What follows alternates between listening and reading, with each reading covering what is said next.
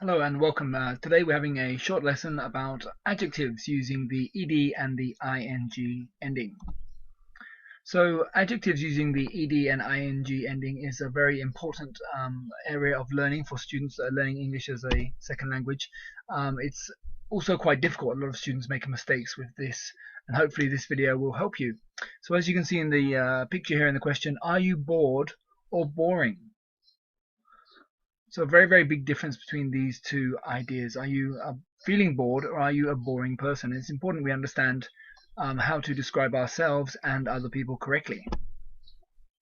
So let's think, what are the difference between these types of endings? We can look at the picture here. My friend is very annoying. My friend is very annoyed. And if you have a look at the picture, you can see one person who's talking so much and another person who's holding their ears. So the person who is talking so much would be the annoying person. And the person who is annoyed is the person holding their ears because they're feeling annoyed. In the picture below, he is boring or he is bored. So we could use both of these sentences with this individual. We could say he is a boring person. We don't like talking to him. He's not interesting to speak with. Or we could use it to describe his feelings. He is so bored. And that would be describing how he's feeling. So again, very, very different. So it's important we understand the ing ending and the ed ending. Also, at this point, it might be worth thinking carefully about how you say these sentences, these phrases in your own language, so you can understand how that relates to English. Another example here, interested and interesting. The boy is interested in the book and the book is very interesting. So we're going to have a few examples which you can maybe look at the pictures and then interpret whether the person is annoying or annoyed. So this is the example we had earlier. So we might say, Jane is very annoying. She talks too much. I don't like listening to her. Sarah is annoyed. We're describing Sarah's feelings using the ed ending. Depressed and depressing. So we look at this individual. His name might be Pete. So we can say Pete is depressed. He is feeling depressed. Why is he feeling depressed? Because his life is depressing.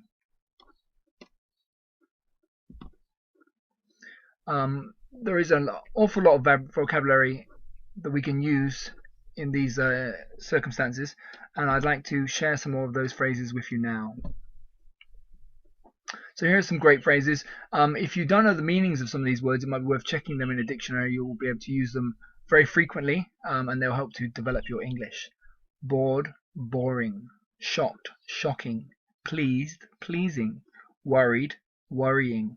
Fascinated, fascinating. Annoyed, annoying. Confused, confusing. Interested, interesting. Frustrated, frustrating. Frightened, frightening. Excited, exciting. Surprised, surprising. Disappointed, disappointing. Embarrassed, embarrassing. Astonished, astonishing. So some great vocabulary here for you to use. Any words that you don't know, you're not familiar with, I suggest search and become familiar with the meaning of those words. So we have some more examples for you to practice. Embarrassing and embarrassed. What sentence could we use that has both of these words? Think carefully. Yes, his parents are embarrassed. They feel embarrassed, and he is embarrassing. So look at his terrible behavior. It makes his parents embarrassed. His behavior, the way he acts, it is embarrassing. Here we have another picture, something a lot of computer users feel familiar with. Frustrating and frustrated. So we look at the picture. How would we use those two adjectives in the one sentence? Lucy is frustrated. Her slow computer is frustrating. So again, we can see the feeling there. Lucy is feeling frustrated, the ed, and then the object that is causing her frustration is the computer. The computer is frustrating. Confusing and confused. So students doing their homework might have this feeling. James is confused. His homework is confusing. Frightened and frightening, or frightening and frightened. So we see the ghost there and the young boy. What sentence could we use with them both in? The young boy is frightened. The ghost is frightening. So it's a good example of how to use those two words together in the one sentence. Boring and bored. Another important adjectives that we shouldn't get mixed up.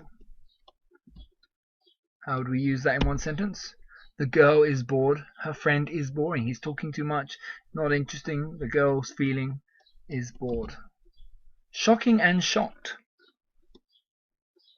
So we can make a sentence using those two. The lady was shocked. The news was shocking. Okay, so hopefully that will help you to understand the use of these adjectives more clearly. Don't forget ed adjectives. Adjectives that end in ed describe emotions. They tell us how people feel. Other people feel or how we feel. I was amazed. ing adjectives. Adjectives that end in ing describe the things that cause the emotions.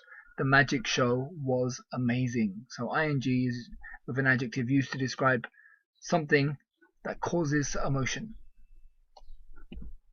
So there we are. Quick final summary. ed adjectives, ing adjectives. I was amazed. The magic show was amazing. I hope you found this useful. Thank you very much, and please don't forget to subscribe to this YouTube channel. Thank you very much.